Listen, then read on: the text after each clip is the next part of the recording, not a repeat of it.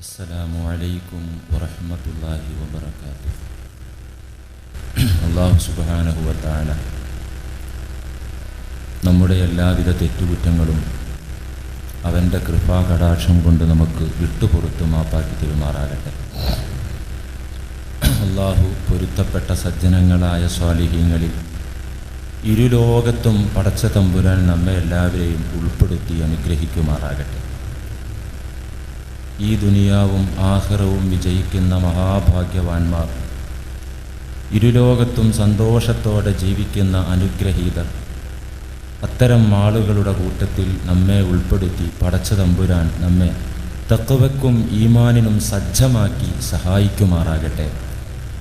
നമ്മുടെ എല്ലാവിധ ക്ലേശങ്ങളും അറിയുന്ന റബ്ബ് നമ്മുടെ എല്ലാ പ്രതിസന്ധികളും നമുക്ക് നീക്കിത്തരുമാറാകട്ടെ. എല്ലാവിധ രോഗങ്ങൾക്കും ശമനം നൽകുമാറാകട്ടെ. മരണപ്പെട്ടു പോയവരെ അല്ലാഹു അനുഗ്രഹീതരുടെ വാസസ്ഥലം ജന്നത്തുൻ നഈമിൻ്റെ അനുഭൂതി അവരുടെ ഖബറുകളിൽ അല്ലാഹു പ്രദാനം ചെയ്യുമാറാകട്ടെ.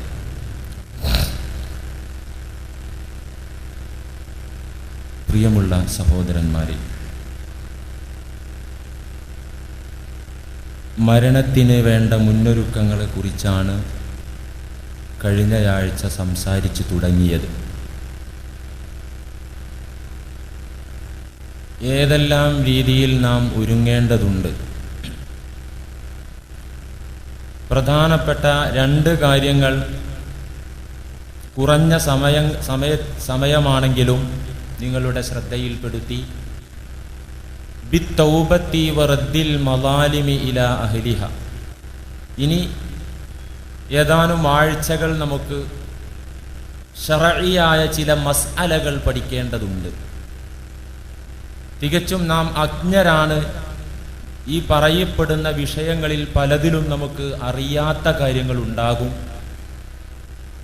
ഇത് മറ്റേത് മസ്അലകളെ പോലെയല്ല. ഹജ്ജിൻ്റെ മസ്അല എന്ന് പറയുന്നത് അത് നിർബന്ധമാകുന്ന ആൾക്കാണ് നിർബന്ധമായി പഠിക്കേണ്ടി വരിക.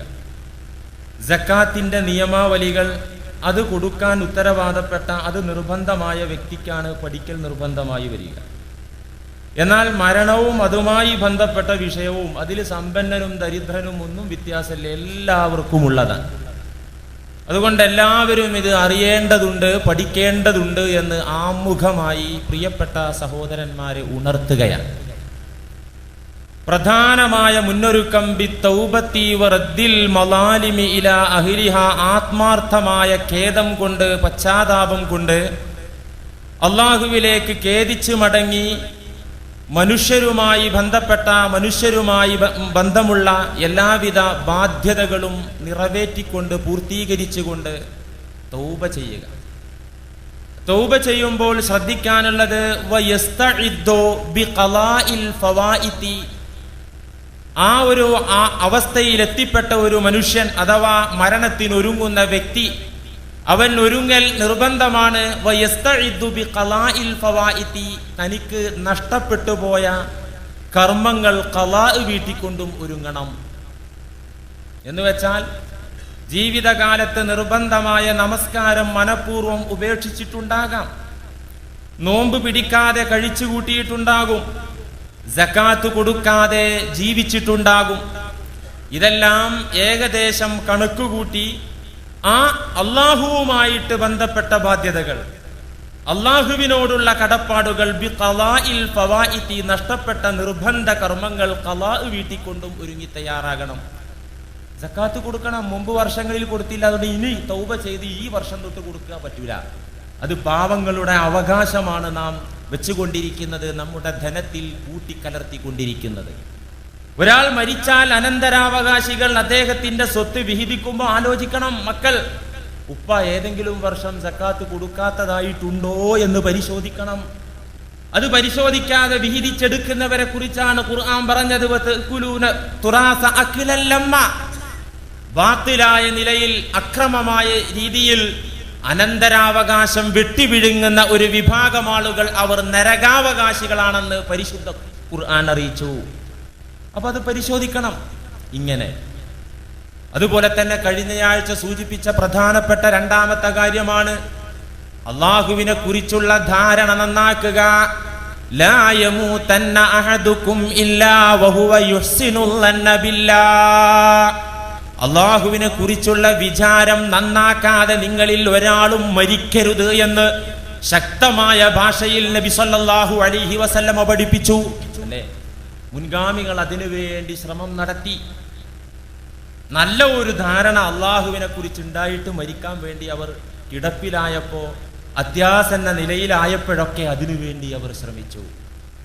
മഹാനായ അബുൽ മുഅ്തമിർ റളിയല്ലാഹു അൻഹു പറയുകയാണ്, ലമ്മാ ഹളറത് ലി അബി അൽ വഫാ, എൻ്റെ പിതാവ് മരണാസന്നനായ സമയത്ത്, ഖാല ലി യാ ബുനയ്യ, എന്നെ അടുത്തേക്ക് വിളിച്ചുകൊണ്ട് ജ്ഞാനിയായ പണ്ഡിതനായ എൻ്റെ പിതാവ് എന്നോട് പറഞ്ഞു, മോനെ ഹദ്ദിസ്നി ബിർറുഹസി.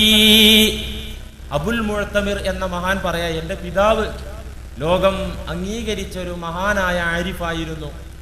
അദ്ദേഹം അത്യാസന്ന നിലയിൽ കിടപ്പിലായപ്പോ എന്നെ അടുത്തേക്ക് വിളിച്ചിട്ട് പറഞ്ഞത്, ഞാൻ മരിച്ചാൽ പിന്നെ നിങ്ങൾ എങ്ങനെ ജീവിക്കണം അതൊന്നുമല്ല. എന്നോട് പറഞ്ഞത്, യാ ബുനയ്യ ഹദ്ദിസ്നി ബിർറുഹസി, അല്ലാഹുവിന്റെ ഇളവുകളെ കുറിച്ച് കുറച്ച് എൻ്റെ മുന്നിൽ നീ പറയുക. അള്ളാഹു പൊറുക്കുന്ന ചില സംഭവങ്ങൾ, ചില ആയത്തുകൾ, ചില ഹദീസുകൾ, അള്ളാഹുവിന്റെ പാപമോചനത്തിന്റെ വിശാലത, വ്യാപ്തി, അത് എന്റെ മുമ്പാകെ മോനെ നീ ഒന്ന് ഉദ്ധരിക്കണം, പറയണം. അത് ഞാൻ കേൾക്കുമ്പോൾ ലഅല്ലി അൽഖല്ലാഹ തആല വ അന ഹസനുല്ലന്നി ബിഹി, അത് കേട്ട് ഞാൻ മരിച്ചു പോയാൽ അള്ളാഹിനെ കുറിച്ച് നല്ല വിചാരം വെച്ച് എനിക്ക് മരിച്ചു പോകാലോ. അതിന് അവസരം ഒരുക്കാൻ വേണ്ടി മോനെ അള്ളാഹുവിന്റെ റുഖ്സകൾ, ഇളവുകൾ, മാപ്പുകൾ നീ ധാരാളം പറയണമെന്ന മഹാനായ ജ്ഞാനി പറഞ്ഞത് ഇമാം ഗസ്സാലി അവിടുത്തെ ഇഹ്യാ ഉലൂമുദ്ദീനിൽ ഉദ്ധരിച്ചതായി കാണാം. മഹാനായ ഇമാമുന ശാഫിഈ റളിയല്ലാഹു അൻഹു, ശാഫിഈ ഇമാം രോഗശയ്യയിലാണ്, ഇനി ജീവിതത്തിലേക്ക് തിരിച്ചു വരൂലാന്ന് ആ മഹാനുഭാവനും അറിയാം, നാട്ടുകാർക്കും അറിയാം, പറ്റക്കിടപ്പിലായി. ആ സമയത്ത് ഇമാം മുസ്നി റഹ്മത്തുള്ളാഹി അലൈഹി, മറ്റൊരു ഇമാം, മുസ്ലിം ലോകത്ത് പ്രസിദ്ധരായ മറ്റൊരു ഇമാമാണ് ഇമാം മുസ്നി റഹ്മത്തുള്ളാഹി അലൈഹി. അദ്ദേഹം ഇമാം ഷാഫിയുടെ അരികിലേക്ക് കയറി ചെന്നിട്ട് ചോദിച്ചു, മാ ഹാലുക, എങ്ങനെയുണ്ട്, എന്താ അവസ്ഥ, സുഖാണോ?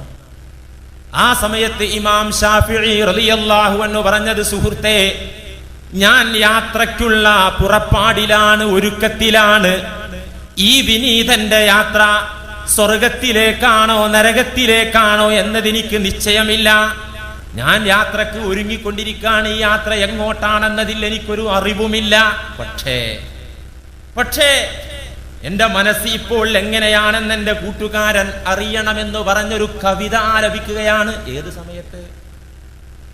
മരണശയ്യയിൽ കിടക്കുന്ന സമയത്ത് ഇമാം ഷാഫിഈ റളിയല്ലാഹു അൻഹു കവിത ആലപിക്കുക. ആ സമയത്ത് കവിത ചൊല്ലാനും സന്തോഷിക്കാനും വിശ്വാസിക്കേ പറ്റൂ. നമ്മുടെ നാട്ടിൽ എത്ര ഹാസ്യ സാമ്രാട്ടുകൾ ഉണ്ടായിരുന്നു. മനുഷ്യന്മാരെ ചിരിപ്പിക്കുന്ന, സന്തോഷിപ്പിക്കുന്ന ഒരുപാട് ബുദ്ധിജീവികൾ, തത്വജ്ഞാനികൾ ഉണ്ടായി, കേരളത്തിൽ ഉണ്ടായിട്ടുണ്ട്. അവരൊക്കെ അവസാന സമയം, ഉദാഹരണത്തിന് പറയാ, രാഷ്ട്രീയം പറയാന്ന് വിചാരിക്കരുത്, ഇ കെ നായനാർ എത്ര ആളുകളെ ചിരിപ്പിച്ചു. അദ്ദേഹം വളരെ സീരിയസ് മാറ്റർ വന്നാലും അദ്ദേഹം നിസ്സാരവൽക്കരിച്ചത് ജനങ്ങൾക്കൊരു ഫലിതമാക്കി അവതരിപ്പിക്കുന്ന അദ്ദേഹം അവസാനം ലണ്ടനിലേക്കോ വിദേശത്തേക്ക് ചികിത്സക്ക് പോകുന്ന സമയത്ത് പൊട്ടിക്കരഞ്ഞില്ലേ? ആ സമയത്ത് പിടിച്ചു നിൽക്കാൻ കഴിയുന്നത് ആർക്കാ? വിശ്വാസികൾക്ക് മാത്രമാണ്. ഹൃദയത്തിൽ ഈമാനിന്റെ വെളിച്ചമുള്ള ആളുകൾക്ക് മാത്രമാണ്. മറ്റേത് ബുദ്ധിജീവിയായിട്ടും കാര്യമില്ല, വലിയ ലോക നേതാവായിട്ടും കാര്യമില്ല. ആ സമയം പതറും. ഇമാം ഷാഫിഈ പറഞ്ഞു, എന്റെ യാത്ര സ്വർഗത്തിലേക്കോ നരകത്തിലേക്കോ എന്ന് എനിക്കറിയില്ല. പക്ഷേ എന്റെ മനസ്സിലുള്ള ആശയം എന്താണെന്നറിയോ കൂട്ടുകാരാ? വലമ്മാ ഖസാ ഖൽബി വലാഖത് മദാഹിബി ജഅൽതു റജാഇ നഹ്വ അഫ്വിക സുല്ലമാ തഅലമനി ദംബി ഫലമ്മാ ഖറൻതുഹു ബിഅഫ്വിക റബ്ബി കാന അഫ്വുക അളമാ. ഇതാണ് എൻ്റെ മനസ്സ് പറയുന്നത്. എന്താണ് ആ പറഞ്ഞത്? വലമ്മാ ഖസാ ഖൽബി വലാഖത് മദാഹിബി, എൻ്റെ ഹൃദയം കുടുസായി പോയി. എൻ്റെ ഹൃദയം എന്റെ ഹൃദയം കാഠിന്യമുള്ളതായി പോയി, എന്റെ മനസ്സ്, എന്റെ മുന്നിലേക്കുള്ള വഴികളെല്ലാം അടഞ്ഞുപോയി. ലാഖത്ത് മദാഹിബി, മുന്നോട്ടുള്ള വഴിയൊക്കെ ഇടുങ്ങിയിട്ടാ കാണുന്നത്. ആരായി പറയുന്നത്? ലക്ഷക്കണക്കിന് ഹദീസ് മനഃപ്പാഠമാക്കിയ, മുസ്ലിം ലോകത്തിന് ഇന്നും ദിശാബോധം നൽകിക്കൊണ്ടിരിക്കുന്ന, അല്ലേ? ആ ആയത്തും ഹദീസും അനുസരിച്ച് നമുക്ക് എത്ര കാര്യങ്ങൾ പഠിക്കാൻ പറ്റി. ഈ ആയത്തും ഹദീസും ഇജ്തിഹാദ് ചെയ്ത്, ഇസ്തിംബാത്ത് ചെയ്ത്, അധ്വാനിച്ച് തന്റെ ആയുസ് മുഴുവൻ ദീനിന് വേണ്ടി, ദീനിന്റെ വെളിച്ചം പരത്താൻ വേണ്ടി ക്ലേശിച്ച, പ്രയത്നിച്ച ഇമാമുന ശാഫിഈ പറയുന്നത് റഹ്മത്തുള്ളാഹി അലൈഹി, എന്താ പറയുന്നത്? എന്റെ ഹൃദയം കടുത്തിട്ടുണ്ട്, മുന്നിലേക്കുള്ള വഴി ഇടുങ്ങിയിട്ടുണ്ട്. പക്ഷേ അങ്ങനെയൊക്കെയാണെങ്കിലും ജഅൽതു റജാഇ നഹ്വ അഫ്വീക സുല്ലമാ, പടച്ചവനെ നിന്റെ മാപ്പിന്റെ നേരെ, നിന്റെ ഇളവിന് നേരെ ഞാൻ എൻ്റെ പ്രതീക്ഷയുടെ കോണി വെക്കുന്നു. പടച്ചവനെ, നിന്റെ മാപ്പുണ്ടല്ലോ, നിന്റെ പാപമോചനമുണ്ടല്ലോ, നിന്റെ ഇളവുണ്ടല്ലോ, ആ ഇളവിന്റെ നേരെ ഞാൻ പ്രതീക്ഷയുടെ കോണി വെക്കുകയാണ് റബ്ബേ. എന്ത് സാഹിത്യ സമ്പുഷ്ടമാണ് ആ വരികൾ. തഅളമനി ദംബി ഫലമ്മാ ഖറൻതുഹു ബിഅഫ്വിക റബ്ബി കാന അഫ്വുക അളമാ. പടച്ചവനെ, എൻ്റെ പാപങ്ങൾ ഒരുപാട് അധികരിച്ചു. താളമനി, ഒരുപാട് പാപങ്ങൾ എന്നിൽ സംഭവിച്ചു പോയി പടച്ചവനെ. പക്ഷേ കാര്യം അങ്ങനെയൊക്കെ ആണെങ്കിലും ഫലമ്മാ ഖറൻതുഹു ബിഅഫ്വിക, നിന്റെ ഇളവിനോട് എൻ്റെ പാപം ഞാൻ തുലനം ചെയ്യുമ്പോൾ, നീ മാപ്പ് ചെയ്യുന്ന ആളാണോ, നീ ഗഫൂറുർ റഹീമാണല്ലോ, നിന്റെ കരുണയോടെ എൻ്റെ പാപങ്ങൾ തുലനം ചെയ്യുമ്പോ, കമ്പയർ ചെയ്യുമ്പോ, താരതമ്യപ്പെടുത്തുമ്പോ, റബ്ബി കാന അഫ്വുക അളമാ, ഇനി ഞാൻ തെറ്റ് ചെയ്താ മാപ്പാക്കാൻ മാത്രം വിശാലമായ മനസ്ഥിതി നിനക്കുണ്ട് റബ്ബേ. എൻ്റെ നിന്റെ പാപമോചനത്തിന്റെ മുന്നിൽ എൻ്റെ പാപങ്ങൾ നിസ്സാരമാണ്. എൻ്റെ പാപങ്ങളുടെ മുന്നിൽ നിന്റെ മഗ്ഫിറത്ത് അഅളമാണ്, മഹത്തരമാണ്. അതുകൊണ്ട് ആ ഒരു പ്രതീക്ഷ എനിക്കുണ്ട് തമ്പുരാനെ എന്നവിടെ വെച്ച് ആലപിച്ചതായിട്ട് ചരിത്രം രേഖപ്പെടുത്തിയിട്ടുണ്ട്. അത് തന്നെയാണ് വേണ്ടത്. നാം മരിക്കുന്ന, നമ്മിൽ നിന്ന് മരണപ്പെടുന്ന, അല്ലെങ്കിൽ നാം മരിക്കുന്ന സമയത്ത് നമുക്കൊക്കെ ഉണ്ടാകേണ്ട മാനസികാവസ്ഥ അതാണ് ഖുർആൻ പറഞ്ഞതും. ഖുൽ ലിഇബാദിയല്ലദീന അസ്റഫൂ അലാ അൻഫുസിഹിം ലാ തഖ്നതൂ മിർ റഹ്മത്തില്ലാഹ് ഇന്നല്ലാഹ യഗ്ഫിറുസ്സുനൂബ ജമീഅ ഇന്നഹു ഹുവൽ ഗഫൂറുർ റഹീം. നബിയേ, പാപഭംഗിലമായ ജീവിതം നയിച്ച, തെറ്റുകുറ്റങ്ങളുടെ ബാണ്ടക്കെട്ടുകൾ പേറി നടക്കുന്ന അങ്ങയുടെ സമുദായത്തെ വിളിച്ച് പറഞ്ഞു കൊടുക്കൂ നബിയേ, നിരാശപ്പെടേണ്ട, നന്നാകാൻ ഇനിയുണ്ട് ചാൻസ്. ഇന്നല്ലാഹ യഗ്ഫിറുസ്സുനൂബ ജമീഅ, എത്ര പാപങ്ങൾ നിങ്ങൾ ചെയ്തിട്ടുണ്ടെങ്കിലും മുഴുവൻ അല്ലാഹു പൊറുക്കും. ഇന്നഹു ഹുവൽ ഗഫൂറുർ റഹീം. ഈ സന്ദേശമാണ് നബി സല്ലല്ലാഹു അലൈഹി വസല്ലമ തങ്ങൾ നമുക്ക് നൽകിയത്. നിരാശാബോധമുണ്ടാകുന്ന ആളുകൾ ആരാ? കാഫിറുകളാണ്. ദുനിയാവിന്റെ കാര്യത്തിലും ആഖിറത്തിന്റെ കാര്യത്തിലും പടച്ചോ നിന്നെ കൈയൊഴിയും, എന്നെ പരിഗണിക്കില്ല എന്ന ചിന്ത ഉണ്ടാവുന്നത് ആർക്കാ? കാഫിറുകൾക്ക്. സൂറത്തുൽ അൻകബൂത്തിൽ കാണാം, വല്ലദീന കഫറൂ ബിആയാതില്ലാഹി വലിഖാഇഹി. ഖുർആൻ വചനങ്ങളെ നിഷേധിക്കുന്ന ആളുകൾ, അല്ലാഹുവുമായി കണ്ടുമുട്ടുമെന്ന വിശ്വാസമില്ലാത്ത ആളുകൾ, ഉലൈക യഇസൂ മിർ റഹ്മതി, അക്കൂട്ടരാണ് എന്റെ അനുഗ്രഹത്തിൽ നിരാശപ്പെടുന്ന ആളുകൾ. അല്ലാഹ് പറയാണ്, ആര്?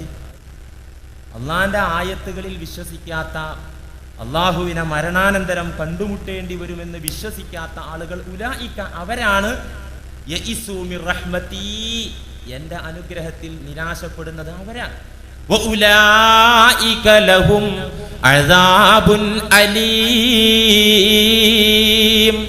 വേദനയേറിയ ശിക്ഷ അത്തരത്തിലുള്ള ആളുകൾക്കാണ് ഉള്ളത് എന്നും ഖുർആൻ പറയുന്നു.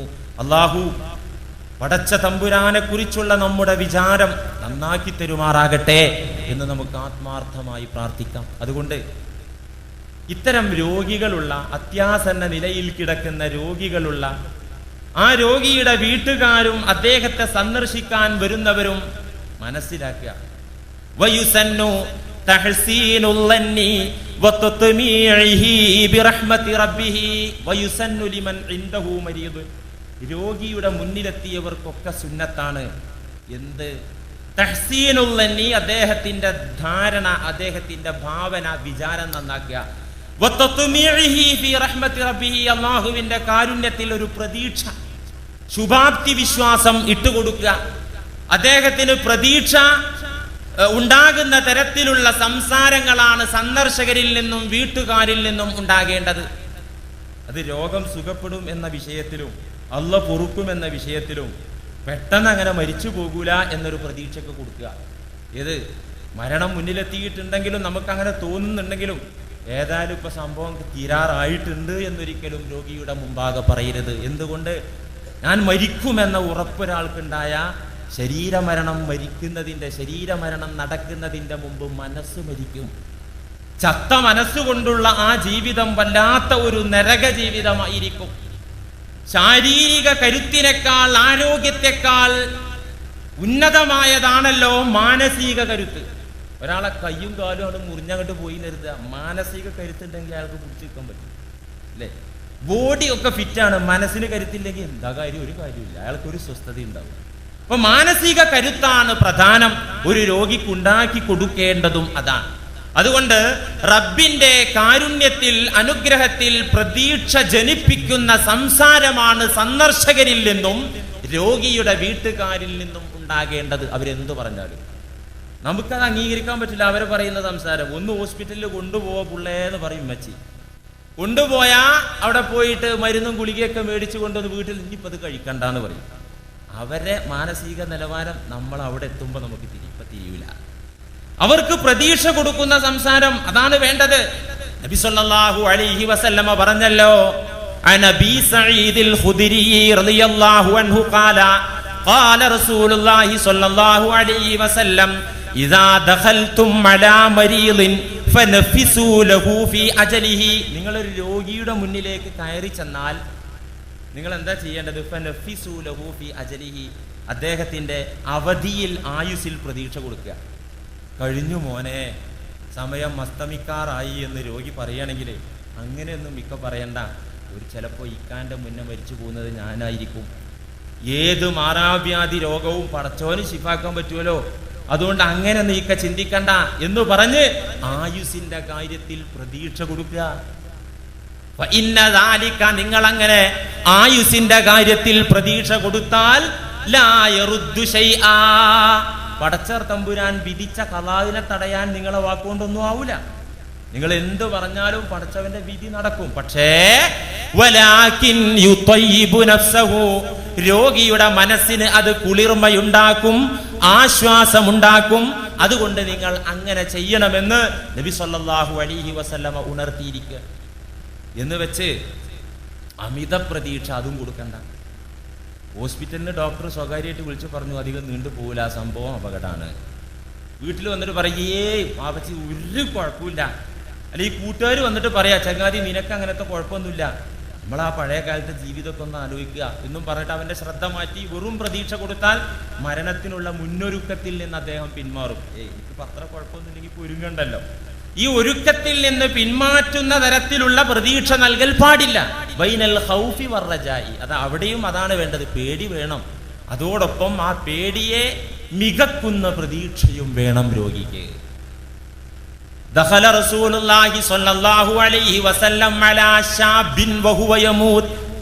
മുസ്തഫായ നബി തങ്ങൾ ഒരു യുവാവിന്റെ വീട്ടിലേക്ക് കയറി ചെന്നു. ആ യുവാവ് മരണവുമായി മല്ലടിച്ച് കിടക്കുകയാണ്. ഫഖാല കൈഫ, ഒരു യുവാവ് മാരകമായ രോഗം ബാധിച്ച് മരണവെപ്രാളത്തിൽ കിടക്കുന്ന യുവാവിന്റെ ചാരത്തേക്ക് കയറി ചെന്ന് മുത്തുനബി ചോദിച്ചു, കൈഫ, കൂട്ടുകാരാ എങ്ങനെയുണ്ട്? ആ സമയത്ത് ആ ചെറുപ്പക്കാരൻ പറഞ്ഞു, അർജുല്ലാഹ യാ റസൂലല്ലാഹ്, അർജുല്ലാഹ വ അഖാഫു ദുനൂബി, എനിക്ക് അല്ലാഹുവിന്റെ കാര്യത്തിൽ പ്രതീക്ഷയുണ്ട്, അതോടൊപ്പം എൻ്റെ ചെയ്തികൾ ആലോചിച്ച് ഭയവുമുണ്ട് നബിയേ. ഇത് കേട്ടപ്പോൾ ഫഖാല റസൂലുള്ളാഹി സ്വല്ലല്ലാഹു അലൈഹി വസല്ലം മജ്തമഅ ഫീ ഖൽബി അബ്ദിൻ ഫീ മിസ്ലി ഹാദൽ മൗതിനി ഇല്ലാ അഅതാഹു അല്ലാഹുല്ലദീ യർജു വആമനഹു മിനല്ലദീ യഖാഫു.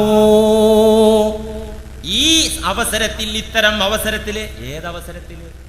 ലാസ്റ്റ് ഘട്ടത്തില് ഒരു അടിമയുടെ മനസ്സിൽ ഈ രണ്ട് ചിന്തയും ഉണ്ടായാൽ, ഏത് രണ്ട് ചിന്ത? പ്രതീക്ഷയും ഭയവും ഉണ്ടായാൽ, ഇല്ലാ അഅതാഹുല്ലാഹുല്ലദീ യർജു വആമനഹു മിനല്ലദീ യഖാഫ്.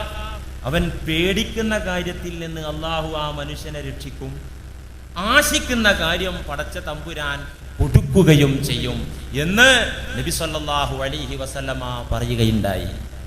അതുകൊണ്ട് പ്രിയപ്പെട്ടവരെ, രോഗിക്ക് പ്രതീക്ഷ നൽകുന്ന, ആശ ജനിപ്പിക്കുന്ന അള്ളാഹുവിൻ്റെ കാരുണ്യത്തിലും മഗ്ഫിറത്തിലും പ്രതീക്ഷയുണ്ടാക്കുന്ന തരത്തിലായിരിക്കണം സംസാരിക്കേണ്ടത്.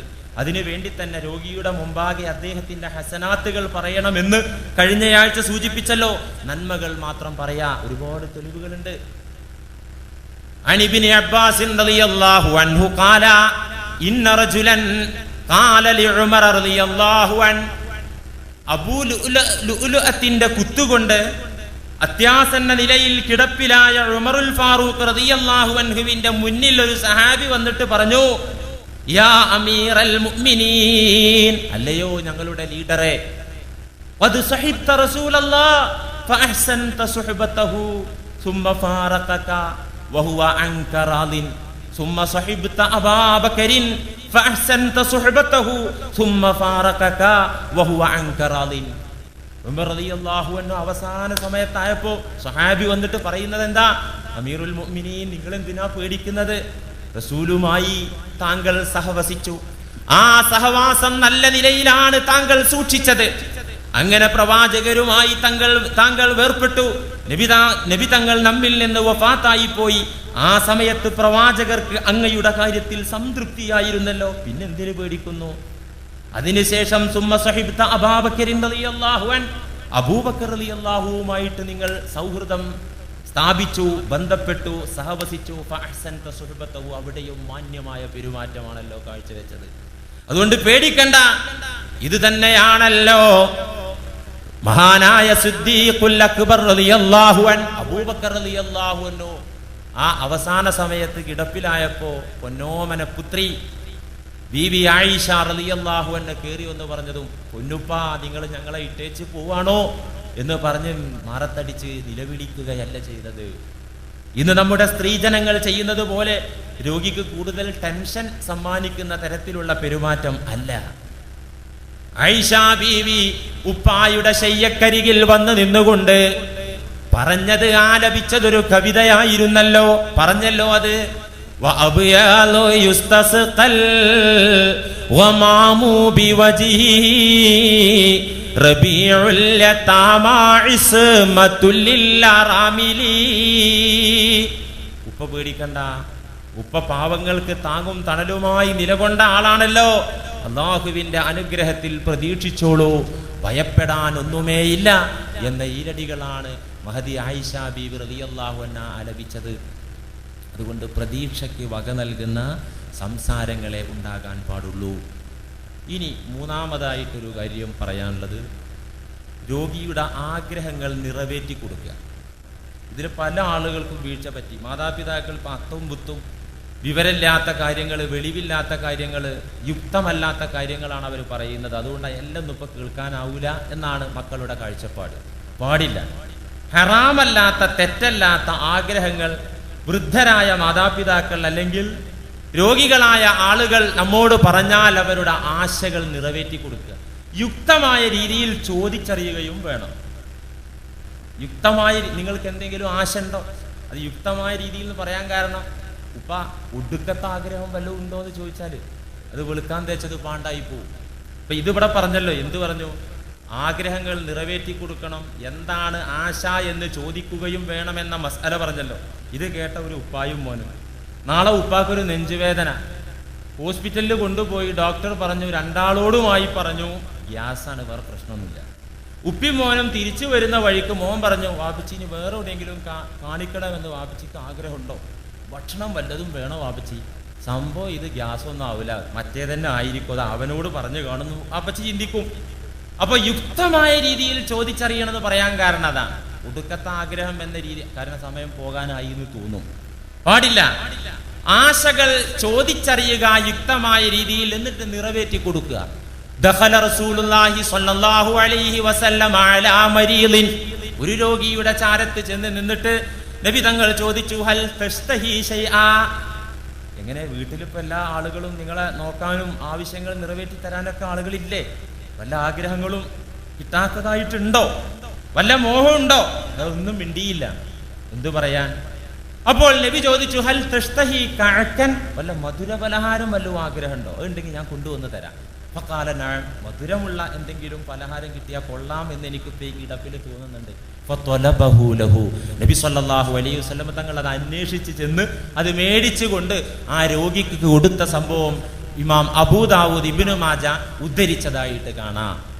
അപ്പൊ ആശകൾ നിറവേറ്റി കൊടുക്കുക. അതെന്തിനാ? മരിച്ചു കഴിഞ്ഞാൽ ഉറ്റവർക്ക് ഉടയവർക്ക് ഖേദമില്ലാതിരിക്കാൻ ഇത് നല്ലതാ. എന്ത് മരിച്ചു പോയല്ലോ, ഉപ്പാൻ്റെ ഉമ്മാൻ്റെ ആശ നിറവേറ്റി കൊടുക്കാൻ പറ്റിയില്ലല്ലോ എന്ന ഖേദം പിന്നുണ്ടാവില്ല.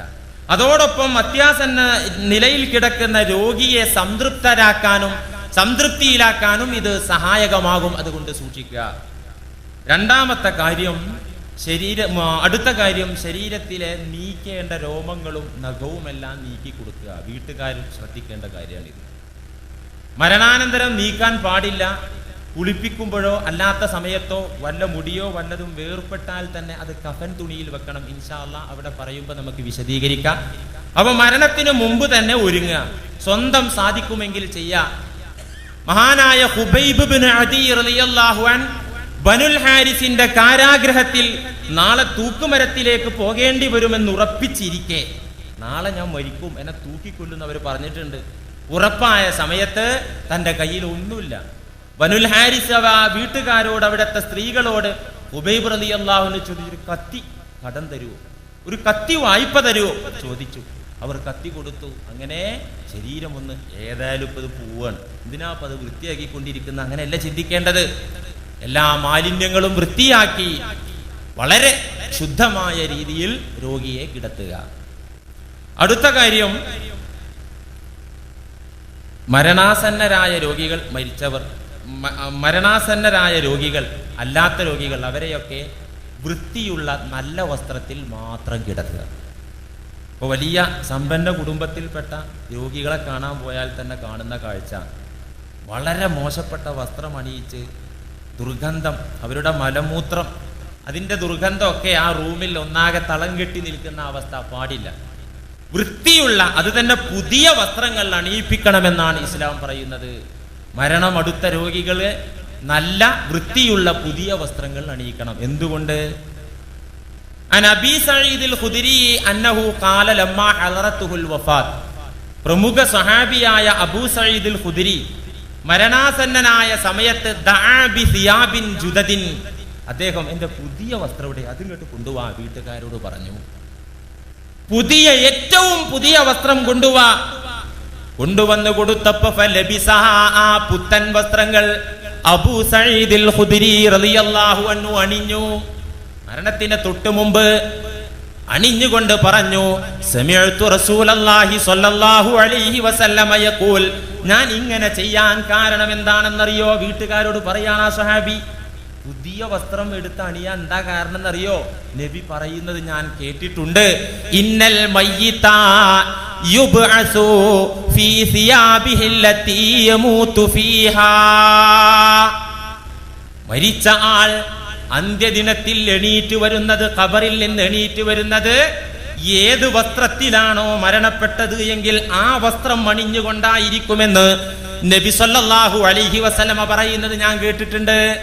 അവസാനം അണിഞ്ഞ വസ്ത്രം ഉണ്ടല്ലോ, മരണസമയത്ത് അണിഞ്ഞ വസ്ത്രം, ആ വസ്ത്രത്തിലായിരിക്കും, അത് അണിഞ്ഞുകൊണ്ടായിരിക്കും ഖബറിൽ നിന്ന് എണീറ്റ് വരുന്നത്, അന്ത്യദിനത്തിൽ പുനരുദ്ധാന ദിനത്തിൽ കടന്നു വരുന്നത് എന്ന് നബി സല്ലല്ലാഹു അലൈഹി വസല്ലമ പറയുന്നത് ഞാൻ കേട്ടിട്ടുണ്ട്.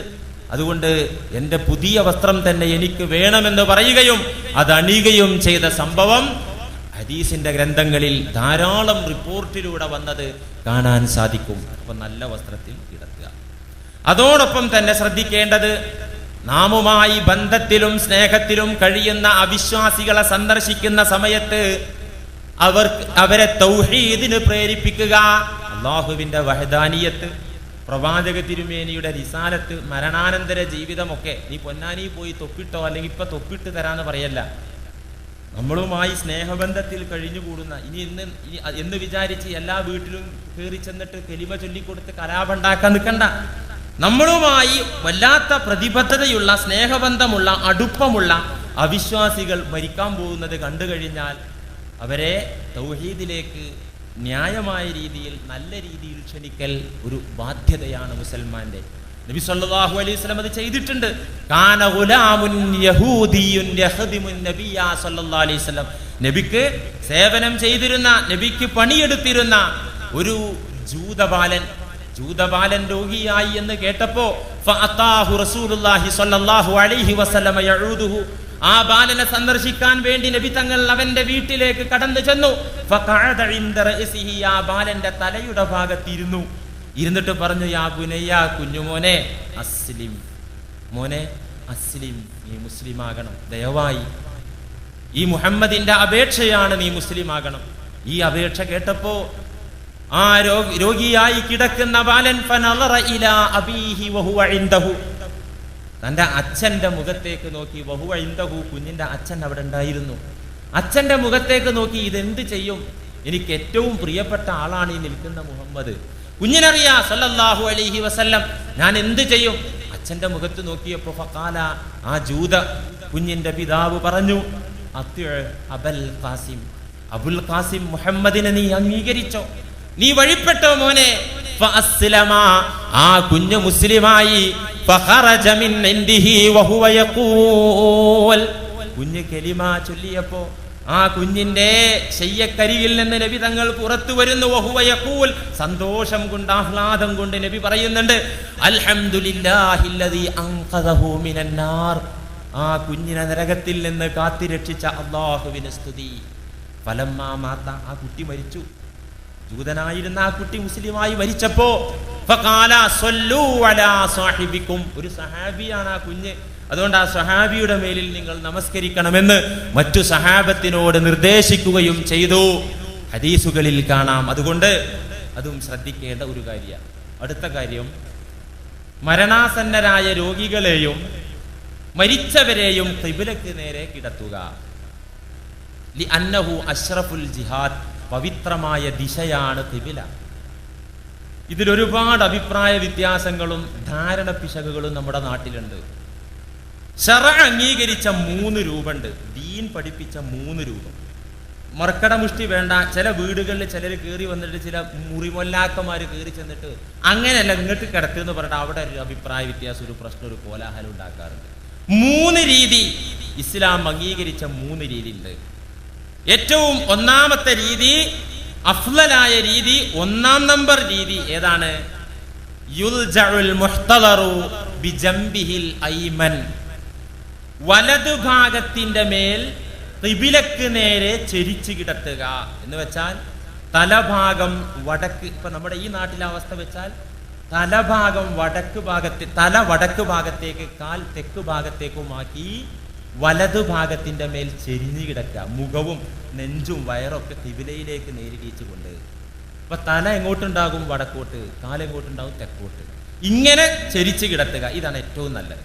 മഹദി ഫാത്തിമ ബീവി റളിയല്ലാഹു അൻഹാ മരണപ്പെടുന്ന സമയത്ത് ഇസ്തഖ്ബലത്തിൽ ഖിബ്ല ഇൻദ മൗതിഹാ വജഅലത് യദഹാ അലാ ഖദ്ദിഹാ വതവസ്സദത്. ഇമാം അഹ്മദ് ഉദ്ധരിച്ച ഹദീസിൽ കാണാം, മഹദി ഫാത്തിമ ബീവി റളിയല്ലാഹു അൻഹ മരിക്കാൻ സമയപ്പോ സ്വന്തം തന്നെ ഇപ്രകാരം കടന്നു. തന്റെ കയ്യിൽ കവിളിന്റെ ഭാഗത്ത് വെച്ചിട്ട് തലയണയാക്കിക്കൊണ്ട് മുഖവും നെഞ്ചും വയറുമെല്ലാം ഖിബ്ലയിലേക്ക് നേരിടുന്ന തരത്തിൽ കിടന്നു.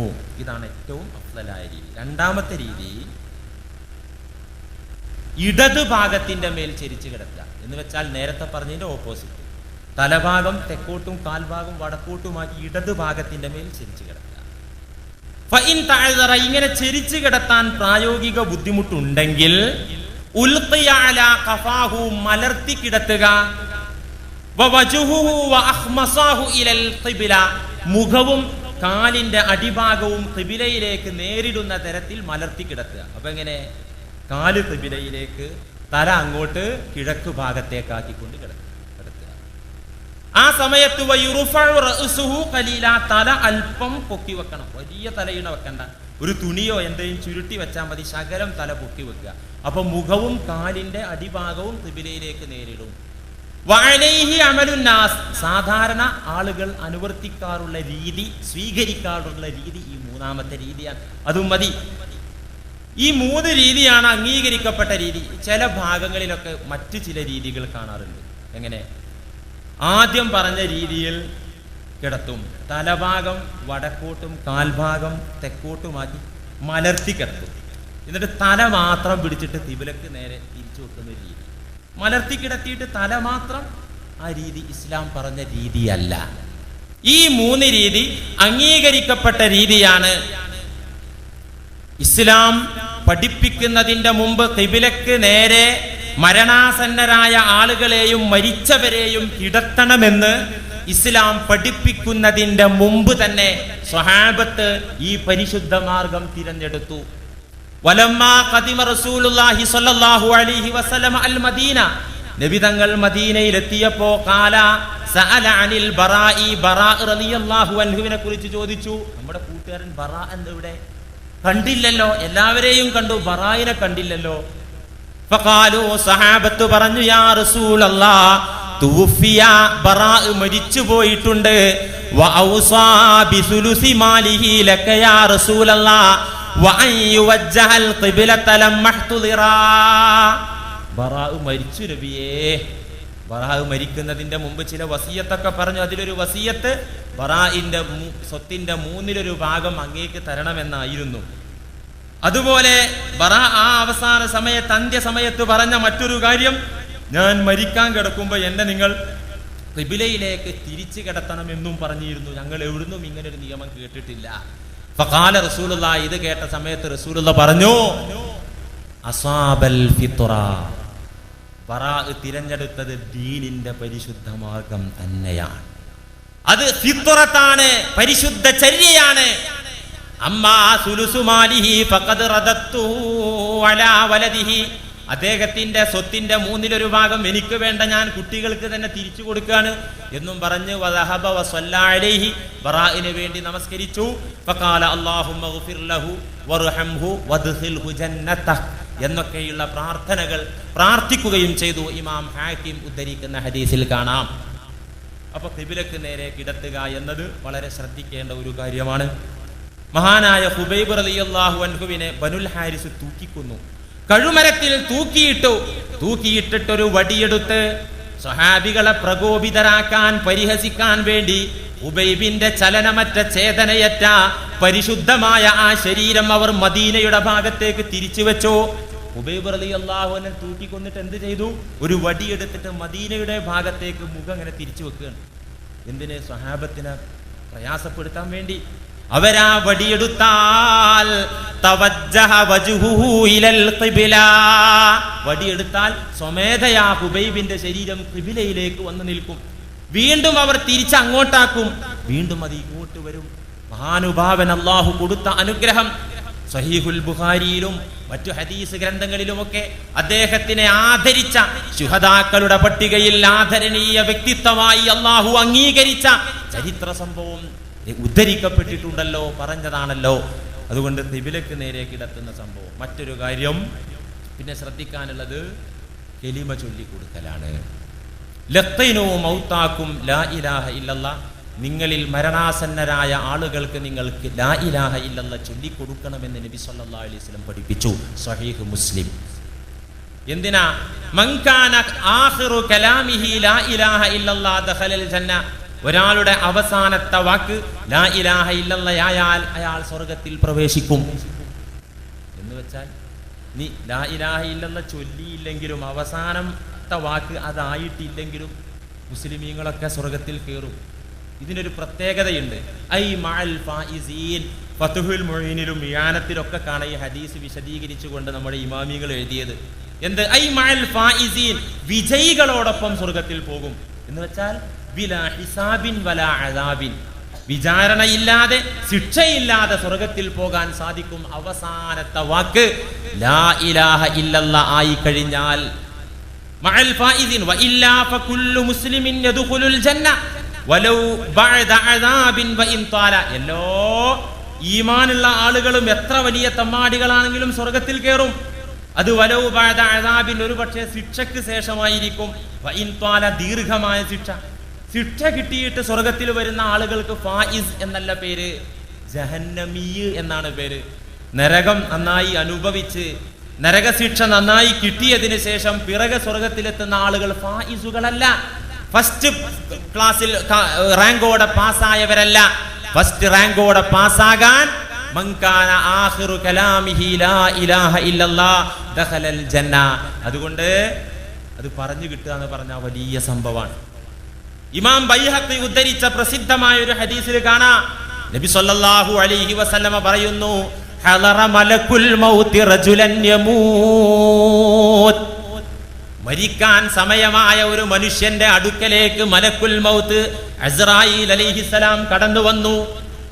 വന്നിട്ട് ഫനളറ ഫീ ഖൽബിഹി, ആ മനുഷ്യന്റെ ഹൃദയത്തിലേക്ക് നോക്കി അസ്റായീൽ അലൈഹിസ്സലാം. ഫലം യജിദ് ഫീഹി ശൈആ, കാര്യമായിട്ട് നല്ല വിചാരമൊന്നും അതിനകത്തില്ല. ഈ മരിക്കണ നേരത്ത് വരെ ഹംകിന് നല്ല വിചാരമൊന്നും ഇല്ല. ഈമാനിന്റെ പ്രഭ കാര്യമായിട്ട് ഹൃദയത്തിലില്ല. ഫലം യജിദ് ഫീഹി ശൈആ, ഖൽബിൽ കാര്യമായിട്ട് നന്മയൊന്നുമില്ല. ഫനളറ ഫഫക്ക ലഹിയൈഹി ഫവജദ തർഫ ലിസാനിഹി ലാസിഖൻ ബിഹൻഖിഹി യഖൂലു ലാ ഇലാഹ ഇല്ലല്ലാഹ്. ഫഫക്ക ലഹിയൈഹി, അദ്ദേഹത്തിന്റെ രണ്ട് താടിയെല്ലുകൾ പിളർത്തി നോക്കി അസ്റായീൽ അലൈഹിസ്സലാം. ഖൽബിലൊന്നും കാണാത്തപ്പോ വാ പിളർത്തി നോക്കിയപ്പോ ഫവജദ തർഫ ലിസാനിഹി, നാക്കിന്റെ തലഭാഗം അണ്ണാക്കിൽ മുട്ടിക്കൊണ്ട് വഹുവ യഖൂലു ലാ ഇലാഹ ഇല്ലല്ലാഹ്. ഇവിടുന്ന് ഒരു ഞരക്കം ലാ ഇലാഹ ഇല്ലല്ലാഹ്, തൊണ്ടയിൽ നിന്നൊരു ഞരക്കം, കലിമയുടെ ഞരക്കം കണ്ടപ്പോ ഫഗ്ഫിറ ലഹു ബികലിമത്തിൽ ഇഖ്ലാസ്, ആ ഇഖ്ലാസിന്റെ കലിമ കൊണ്ട്, ലാ ഇലാഹ ഇല്ലല്ലാഹ് എന്ന തൗഹീദിന്റെ മധുര മന്ത്രത്തിന്റെ ബറക്കത്ത് കൊണ്ട് ആ മനുഷ്യന്റെ പാപങ്ങൾ അല്ലാഹു പുറത്തു കൊടുത്തു എന്ന് നബി സല്ലല്ലാഹു അലൈഹി വസല്ലം പറയുന്നു. അതുകൊണ്ട് ഇത് പറഞ്ഞു കിട്ടുക എന്ന് പറഞ്ഞത് ഒരു മഹാഭാഗ്യമാണ്. അല്ലാഹു നമുക്കെല്ലാവർക്കും ആ മഹാഭാഗ്യം പ്രദാനം ചെയ്യുമാറാകട്ടെ. ഇനിത് പറഞ്ഞു കൊടുക്കുന്ന ആൾ പറഞ്ഞു കൊടുക്കുന്നതിൽ ചില മര്യാദകൾ പാലിക്കാനുണ്ട്. വയംബഗി ലിൽ മുലഖ്ഖിനി അല്ലാ യുലിഹ ഫിത് തൽഖീനി വലാ യുഖാല ലഹു ഖുൽ ഖുൽ. ഇത് ചൊല്ലിക്കൊടുക്കുന്ന ആൾ ഒരിക്കലും കീർത്തിക്കരുത്, നിർബന്ധിപ്പിക്കരുത്. വലാ യുഖാലു ലഹു ഖുൽ ഖുൽ, പറയൂ ലാ ഇലാഹ ഇല്ലല്ലാഹ്, പറയൂ ലാ ഇലാഹ ഇല്ലല്ലാഹ്, പറയൂ എന്നിങ്ങനെ പറയരുത്. എന്താ കാരണം? പറയാൻ ഒരുപക്ഷെ ഈ രോഗിക്ക് നാവിന് സ്വാധീനമുണ്ടായിക്കൊള്ളണമെന്നില്ല, പറയാൻ ആഗ്രഹവും ഉണ്ടാവും. പറയൂ പറയൂ എന്ന് പറയുമ്പോൾ അത് ക്ലേശമാകും. ഫയുഅദ്ദി ഇല ഇസ്തിസ്ഖാലിഹി വകറാഹിയതിഹി ലിൽ കലിമതി ഫയുഖ്ശാ ബിദാലിക സൂഉൽ ഖാതിമാ ലിശിദ്ദത്തി മാ യുഖാസി ഹീന ഇദിൻ. ആ സമയത്തെ ക്ലേശം വല്ലാത്ത ക്ലേശായിരിക്കും. അവസാന സമയത്തെ ക്ലേശം, ആ ക്ലേശത്തിൽ ഒരാൾ വന്ന് ലാ ഇലാഹ ഇല്ലല്ലാഹ് പറ, ലാ ഇലാഹ ഇല്ലല്ലാഹ് പറ എന്ന് പറഞ്ഞാൽ ഒരു പക്ഷേ രോഗി പ്രയാസപ്പെട്ട് ഇവന്റെ ഒരു ഒടുക്കത്തെ ലാ ഇലാഹ ഇല്ലല്ലാഹ് അതുകൊണ്ടൊന്ന് പോയി കിട്ടിയാൽ മതിയായിരുന്നു എന്ന് ചിന്തിച്ചാൽ കെലിമയോട് വെറുപ്പ് വരാനും അങ്ങനെ അന്ത്യം വിനാശകരമാകാനും മരണം ദുഷിച്ചതാകാനും സാധ്യതയുള്ളത് കൊണ്ട് ഒരിക്കലും അവിടെ നിർബന്ധിപ്പിക്കരുത്. പിന്നെന്ത് വേണം? ബൽ യുഖാലു ഇൻദഹു, ആ രോഗിയുടെ മുമ്പാകെ കെലിമ ഇങ്ങനെ പറയണം, ലാ ഇലാഹ ഇല്ലല്ലാഹ് അങ്ങനെ പറയാ. പറഞ്ഞ് ഒരിക്കലെങ്കിലും ഇങ്ങോട്ട് പറഞ്ഞു കഴിഞ്ഞാൽ പിന്നെ പറയരുത്, നിർത്തിവെക്കുക. ലാ ഇലാഹ ഇല്ലല്ലാഹ് എന്ന് രോഗി ഏറ്റു പറഞ്ഞാൽ പിന്നെ മറ്റു സംസാരങ്ങൾ ഉണ്ടാകുന്നത് വരെ പിന്നെ ചൊല്ലിക്കൊടുക്കണ്ട. മറ്റു സംസാരം ഉണ്ടാകുമ്പോൾ ആവർത്തിക്കണം. അത് ദിക്ർ കൊണ്ടുള്ള സംസാരമാണെങ്കിലും ലാ ഇലാഹ ഇല്ലല്ലാഹ് ചൊല്ലിയിട്ട് പിന്നെ അൽഹംദുലില്ലാഹ് എന്ന് പറഞ്ഞൊല്ലി സുബ്ഹാനല്ലാഹ് എന്ന് പറഞ്ഞു അങ്ങനെ പറഞ്ഞാൽ വീണ്ടും ലാ ഇലാഹ ഇല്ലല്ലാഹ് ഉണർത്തി കൊടുക്കുക. കാരണം ആഖിറു കലാം ലാ ഇലാഹ ഇല്ലല്ലാഹ് ആകണമല്ലോ. അങ്ങനെ പറഞ്ഞില്ലെങ്കിലോ ഒരു രോഗിയുടെ മുമ്പാകെ ലാ ഇലാഹ ഇല്ലല്ലാഹ് അങ്ങനെ ചൊല്ലിക്കൊടുത്തു, പക്ഷെ രോഗി പ്രതികരിക്കുന്നില്ല, എന്നാൽ എന്താ ചെയ്യാ? എന്നാൽ സക്കത്ത യസീറാ സുമ്മ യുഈദുഹാ, കുറച്ച് നിർത്തിയിട്ട് വീണ്ടും പറയാ, ഗ്യാപ്പ് കൊടുത്ത് വിടവ് കൊടുത്ത് വീണ്ടും വീണ്ടും ആവർത്തിക്കുക, ലാ ഇലാഹ ഇല്ലല്ലാഹ്. കുറച്ച് സമയം ഇണ്ടാതിരിക്കുക, പിന്നെ ലാ ഇലാഹ ഇല്ലല്ലാഹ്, അങ്ങനെ ആവർത്തിച്ചു കൊണ്ടിരിക്കുക. ആരാണിത് ചൊല്ലേണ്ടത്? ലിയകുൻ ഗൈറ മുത്തഹിമിൻ ബിനഹ്വി അദാവത്തിൻ ഔ ഇർസിൻ. ശത്രുവിനെ കൊണ്ട് ഇത് ചെയ്യിക്കരുത്. ജീവിതകാലത്ത് ശത്രുതയുള്ള ആളെ കൊണ്ട് ചൊല്ലിപ്പിക്കരുത്. കാരണം ശത്രുവിന്റെ നന്മയും തിന്മയായിട്ട് ആളുകൾ കാണുള്ളൂ. ഈ സമയത്ത് അവൻ കയറി വന്നിട്ടുണ്ട് ഒരു കെലിമയും കൊണ്ട് എന്ന് ചിന്തിച്ചു പോയാൽ അത് അപകടമാണ്, നേരത്തെ പറഞ്ഞതുപോലെ. അതുപോലെ അനന്തരാവകാശികൾ അത് ചെയ്യരുത്. മരിച്ചുപോയാൽ സ്വത്ത് കിട്ടാവുന്ന അനന്തരാവകാശികളും കെലിമ ചൊല്ലി കൊടുക്കുന്നത് നല്ലതല്ല. എന്താ കാരണം? പണ്ട് അത്യാസന്ന നിലയിൽ മരണവുമായി മല്ലടിച്ച് കിടക്കുന്നു എന്ന് തോന്നിയപ്പോൾ ഒരു ഉപ്പാക്ക് മകൻ അടുത്ത് എന്ന് ലാ ഇലാഹ ഇല്ലല്ലാഹ് എന്ന് ചൊല്ലിക്കൊടുത്തു. ഉപ്പാക്ക് മോൻ ചൊല്ലിക്കൊടുത്തപ്പോൾ ഉപ്പ എന്തോ എന്ന് പറയുന്നതായിട്ട് തോന്നി. കെലിമ ഏറ്റ് പറയുകയായിരിക്കും എന്ന് വിചാരിച്ച് മകൻ ചെവി ഉപ്പായുടെ വായിക്ക് നേരെ പിടിച്ചപ്പോൾ ഉപ്പ എന്താ പറയുന്നറിയോ? മോനെ, അതിനൊന്നും സമയമായിട്ടില്ല. ഏതിന്? മരിക്കാനല്ല. ഞാൻ ഇവിടുന്ന് പോയിട്ടത് ഓരിയക്കാനേ, ഇന്ന് തിരക്കൂട്ടൊന്നും വേണ്ട. ഞാനിവിടുന്ന് പോയിട്ടത് ഒക്കെപ്പാടെ വിഹിതിക്കാൻ തിരക്കൂട്ടത് സമയമായിട്ടില്ല എന്ന് ഉപ്പ മോനോട് പറഞ്ഞൊരു ചരിത്രമുണ്ട്. ഇപ്പൊ എന്ന് പറഞ്ഞതുപോലെ അനന്തരാവകാശികൾ ഇത് ചൊല്ലിക്കൊടുക്കുമ്പോ ഞാൻ പോകായിട്ട് ഇപ്പൊ അവന് നേരം പൊക്കിയിട്ടുണ്ടോ എന്ന് രോഗിക്ക് ശറഅ് എന്ന് പറഞ്ഞാൽ എത്ര സുതാര്യമാണ്, പ്രായോഗികമാണ്, സമാധാനമുണ്ടാക്കുന്നതാണ്. അതുകൊണ്ട് അനന്തരാവകാശികളും അതുപോലെ ശത്രുക്കളും ഇത് ചെയ്യരുത്. ഭക്തരായ, സ്നേഹിക്കാൻ അറിയുന്ന സത്യസന്ധന്മാരായ ആളുകളാണ് ഈ പണി ചെയ്യേണ്ടത്. അങ്ങനത്തെ ആളില്ലെങ്കിൽ പിന്നെ ചെയ്യേണ്ടത് അഷ്ഫഖുൽ വറസത്തി, അനന്തരാവകാശികളിൽ നിന്ന് തന്നെ ഏറ്റവും കൃപയുള്ള എന്ന് വെച്ചാൽ മകൻ, മകൾ, ഉമ്മ, ഉപ്പ, ഇവർ ചെയ്യാ. ഇതൊക്കെ ശ്രദ്ധിക്കേണ്ട കാര്യങ്ങളാണ്. ഇൻഷാ അല്ലാഹ് ഇനിയും ശ്രദ്ധിക്കേണ്ട ഒട്ടനവധി കാര്യങ്ങളുണ്ട്. ഇതൊക്കെ നിങ്ങൾ പഠിക്കുകയും അതനുസരിച്ച് പ്രാവർത്തികമാക്കുകയും ചെയ്യുക. അല്ലാഹു സുബ്ഹാനഹു വ തആല സഹായിക്കുമാറാകട്ടെ. വആഖിറു ദഅവാന അനിൽ ഹംദുലില്ലാഹി റബ്ബിൽ ആലമീൻ. അസ്സലാമു അലൈക്കും.